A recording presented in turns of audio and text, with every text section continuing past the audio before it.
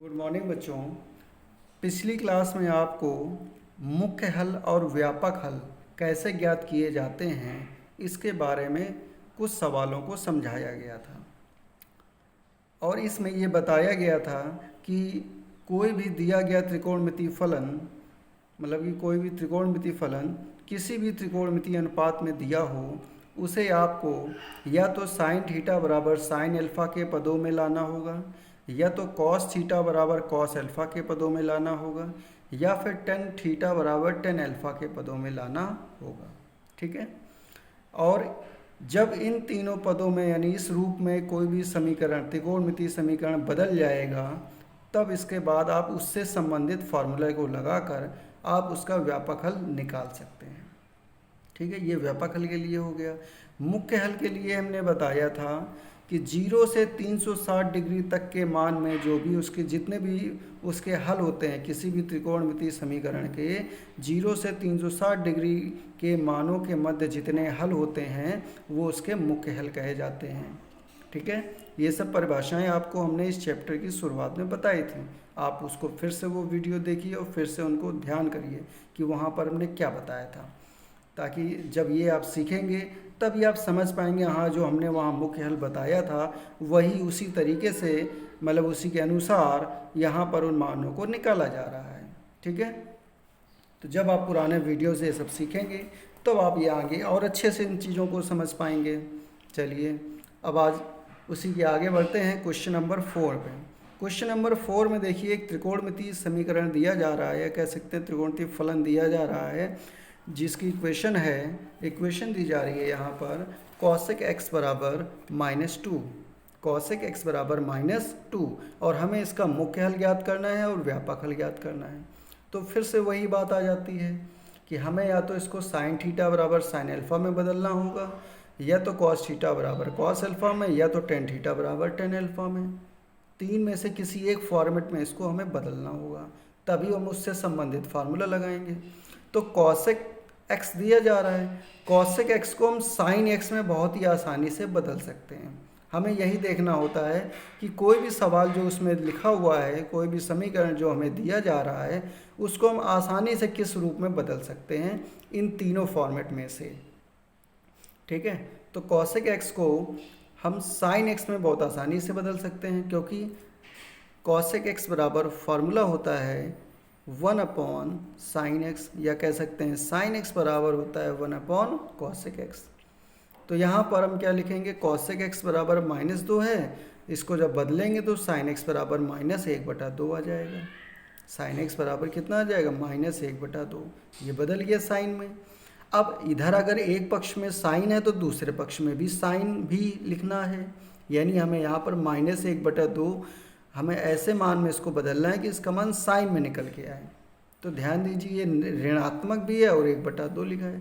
अगर यहाँ पर ये माइनस का चिन्ह ना लगा होता तो यहाँ हम सीधे सीधे कह देते कि ये तो भाई साइन 30 डिग्री का मान होता है। 30 डिग्री को जब रेडियन में बदलेंगे तो π/6 बोलेंगे। 30 डिग्री को जब हम रेडियन में बदलेंगे तो इसको हम π/6 बोलेंगे। ठीक है, वो आप इसको बदल के देख सकते हैं। हाँ, तो हम क्या कह रहे थे कि अगर यहाँ पर माइनस का चिन्ह ना दिया होता, सिर्फ प्लस का होता, तो हम ये कह देते कि यहाँ पर ये मान जो है π/6 होगा, तो साइन π/6 लिख देंगे। यहाँ पर कितना लिख देंगे, साइन π/6। लेकिन यहाँ पर माइनस चिन्ह है, तो माइनस चिन्ह है तो माइनस को भी हमें समायोजित करना है कि -1/2 कितने का मान होता है। तो उसके लिए आपको तुरंत उसी चतुर्थांश में जो हमने ट्रिक बताई थी उसी ट्रिक का प्रयोग करना है। क्या बताया था हमने, बताया था ASTC। क्या बताया था, ASTC। तो ASTC के लिए क्या करना है भाई, A का मतलब होता है ऑल पॉजिटिव, S का मतलब होता है साइन और इसका व्युत्क्रम कॉसेक, T का मतलब होता है टेन, इसका व्युत्क्रम कॉट, और C का मतलब होता है कॉस और इसका व्युत्क्रम सेक। इतनी बात समझ में आ गई आपको। अब इसके बाद में यहाँ पर हमें साइन का निगेटिव मान देखना है। तो साइन बाई निगेटिव कब होता है, तो साइन जो निगेटिव या तो तीसरे चतुर्थांश में होगा या तो चौथे चतुर्थांश में होगा, दो ही मान है। तो यही दोनों मान जब हम निकालेंगे तो वही इसके मुख्य हल कहे जाएंगे। तो चलिए, तीसरे चतुर्थांश में होता है पाई प्लस थीटा यानी 180 प्लस थीटा। तो इसीलिए हमने देखिए यहाँ लिखा है sine pi plus theta. Theta क्या है? वही पाई/6 यानी वही 30 अंश। बात समझ में आ गई आपको? तो यहाँ एलसीएम ले लेंगे तो 7 पाई/6 आ जाएगा। तो इसका एक हल हमें मिल गया, x बराबर 7 पाई/6। अब इसके दूसरा ऋणात्मक मान जो होगा वो देखेंगे। तो दूसरा जो साइन ऋणात्मक कहाँ होगा? चौथे चतुर्थांश में होगा। तो चौथे चतुर्थांश में जो कोण होता है वो होता है 360 माइनस थीटा। 360 माइनस थीटा को लिखते हैं 2 पाई माइनस थीटा। 360 को 2 पाई लिख देंगे तो 2 पाई माइनस थीटा ये होगा। तो इसीलिए देखिए आगे दूसरे हल के लिए साइन एक्स बराबर लिखा है साइन 2 पाई माइनस थीटा यानी वही जो 1/2। 1/2 को मतलब पाई/6। तो 2 पाई माइनस पाई/6। अब इसको जरा हम इसको भी एलसीएम लेके हल कर लेंगे तो ये 11 पाई/6 आ जाएगा। तो इसका दूसरा मान आ गया है x बराबर 11 पाई/6। यानी हमें यहाँ इसके दो मान मिल गए हैं। कौन कौन से दो मान मिल गए? एक तो x बराबर 7 पाई/6 और दूसरा 11 पाई/6। ये इसके मुख्य हल हो गए। ठीक है, अब व्यापक हल की बात करते हैं। तो व्यापक हल में जो इसका सबसे पहले मान हमें मिलेगा, जो पहले छोटा मान मिलेगा, उसको यहाँ पर हम अल्फ़ा की जगह यूज करेंगे। यानी लिख देंगे साइन एक्स बराबर साइन 7 पाई/6। ये 7 पाई/6 यही पूरी लाइन आपको दोबारा लिखनी है। ठीक है, तो यहाँ तुलना करेंगे। अब तुलना किससे होगी? तुलना यहाँ पर करेंगे साइन थीटा बराबर साइन अल्फ़ा से। किससे तुलना करेंगे? साइन थीटा बराबर साइन अल्फ़ा से। तो थीटा बराबर आ जाएगा x और अल्फ़ा बराबर आ जाएगा 7 पाई/6। तो अब यहाँ फार्मूला आप लगाएंगे कि साइन थीटा बराबर साइन अल्फ़ा का सूत्र क्या होता है। तो साइन थीटा बराबर साइन अल्फ़ा का जो व्यापक हल का सूत्र होता है वो होता है थीटा बराबर n पाई प्लस -1 की पावर n इंटू अल्फ़ा।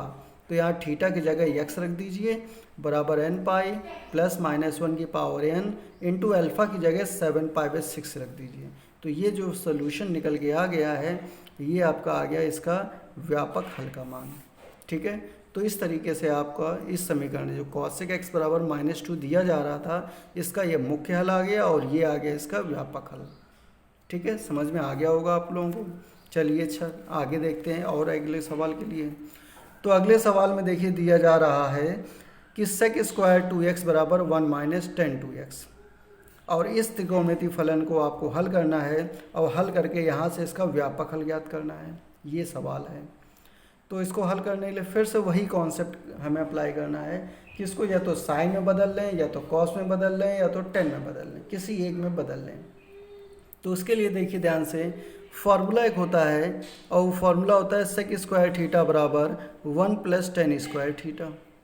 क्या होता है? सेक स्क्वायर थीटा बराबर 1 प्लस टेन स्क्वायर थीटा। तो उसी फार्मूले की सहायता से सेक स्क्वायर 2x को यहाँ बदल के लिखेंगे 1 प्लस टेन स्क्वायर 2x।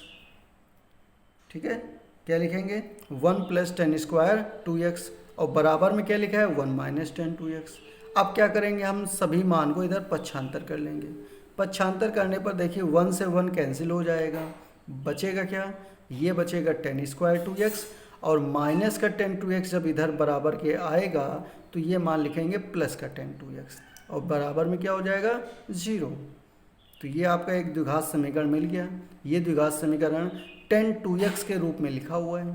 तो इसको हल करने के लिए हम इन दोनों में टेन 2x कॉमन ले लेंगे। तो ये टेन 2x हो गया और ये प्लस हो गया और ये यहाँ पर 1 आ जाएगा बराबर 0। तो इस तरीके से हमें यहाँ पर इसके दो गुणनखंड प्राप्त हो गए। पहला गुणनखंड है टेन 2x और दूसरा गुणनखंड है टेन 2x प्लस 1। अब इसको हम बारी बारी से 0 के बराबर लेंगे, या तो ये मान 0 होगा या फिर ये मान 0 होगा। ठीक है, इसको फिलहाल यहाँ पर अथवा लिखेंगे तो ज़्यादा अच्छा रहेगा। ठीक है, तो फिलहाल जब हम टेन 2x को 0 के बराबर लेंगे तो टेन 2x बराबर टेन 0 होता है। भाई टेन 0 का मान 0 होता है ना, जब इधर 10 है तो इधर भी 10 बनाएंगे, क्योंकि टेन थीटा बराबर टेन अल्फ़ा बनाएंगे तो इधर 0 का मान क्या होता है? टेन 0 होता है। तो यहाँ पर इसको जब लिखेंगे तो टेन थीटा बराबर टेन अल्फ़ा बन गया और जब टेन थीटा बराबर टेन अल्फ़ा बन गया तो इसका सूत्र क्या होता है? थीटा बराबर एन पाई प्लस अल्फ़ा। क्या सूत्र होता है? थीटा बराबर एन पाई प्लस अल्फ़ा। यहाँ मान रख दीजिए। तो थीटा की जगह क्या रखना होगा? देखिए ध्यान से टेन 2x लिखा हुआ है, मतलब थीटा की जगह हमें 2x रखना होगा। थीटा की जगह में क्या रखना होगा 2x बराबर n pi plus alpha, alpha की जगह 0 है तो यहाँ 0 रख देंगे, यानी 2x बराबर एन पाई आ गया, x बराबर एन पाई बाई 2 आ गया। 2x बराबर एन पाई आ गया और x बराबर एन पाई बाई 2 आ गया। ठीक है, अब देखिए दूसरे वाले गुणनखंड को। दूसरे वाले गुणनखंड में क्या लिखा हुआ है, टेन 2x प्लस 1 बराबर 0। तो यहाँ से टेन 2x बराबर क्या आएगा -1। अब 10 का देखिए ऋणात्मक मान मिल रहा है, तो ऋणात्मक मान के लिए फिर से हम वहीं ऊपर जाएंगे और देखिए यहाँ पर ध्यान से 10 का ऋणात्मक मान कौन से चतुर्थांश में होता है, सबसे पहले होता है दूसरे चतुर्थांश में। तो दूसरे चतुर्थांश में कौन सा कोण होता है, दूसरे चतुर्थांश में होता है पाई माइनस थीटा। दूसरे चतुर्थांश में क्या होता है पाई माइनस थीटा। तो यहाँ पर यही अप्लाई करेंगे, तो क्या लिख देंगे भाई, टेन 2x बराबर 10 पाई माइनस थीटा। थीटा क्या है, यहाँ जो भी 1 का मान होगा, 1 कितने का होता है 10 45 डिग्री का, 45 डिग्री का। और इसी को जब हम रेडियन में लिखेंगे तो पाई बाई 4 लिखते हैं। ठीक है, तो यहाँ पाई माइनस पाई बाई 4 इस तरीके से आ गया। तो 10 3 पाई बाई 4 जब हम इसका एलसीएम ले लेंगे तो देखिए ये यहाँ फॉर्मेट फिर से तैयार हो गया, टेन थीटा बराबर 10 अल्फ़ा के रूप में। यहाँ थीटा बराबर है 2x और अल्फ़ा बराबर है क्या है भाई, अल्फ़ा बराबर 3 पाई बाई 4। तो जब 10 थीटा बराबर 10 अल्फ़ा दिया जाता है तो उसका फार्मूला यानी उसका जो व्यापक हल का सूत्र होता है ये लिखते हैं थीटा बराबर एन पाई प्लस अल्फ़ा। क्या लिखते हैं, थीटा बराबर एन पाई प्लस अल्फ़ा। तो थीटा का मान क्या है 2x है, अल्फ़ा का मान क्या है 3 पाई बाई 4 है। तो आ जाएगा 2x बराबर n pi plus 3 pi by 4। तो फिर x बराबर क्या आएगा, 2 से डिवाइड कर देंगे, n pi by 2 plus 3 pi by 8। तो ये आ गया इसका व्यापक हल। तो ये आपको ये जो समीकरण दिया जा रहा था त्रिकोणमितीय फलन का, उसका व्यापक हल निकल के आ गया। ठीक है, तो इतना आप इस क्वेश्चन को कंप्लीट करेंगे और ये जो एक्सरसाइज है 3.6 इसके सभी सवालों को कंप्लीट करके लाएंगे। ठीक है, और एक बात और कि जब ये एक्सरसाइज कंप्लीट हो जाएगी, चलिए ठीक है, ये जब एक्सरसाइज कंप्लीट कर लेंगे तो फिर कल के दिन में आगे के वीडियोज आपको बताए जाएंगे। ठीक है, धन्यवाद।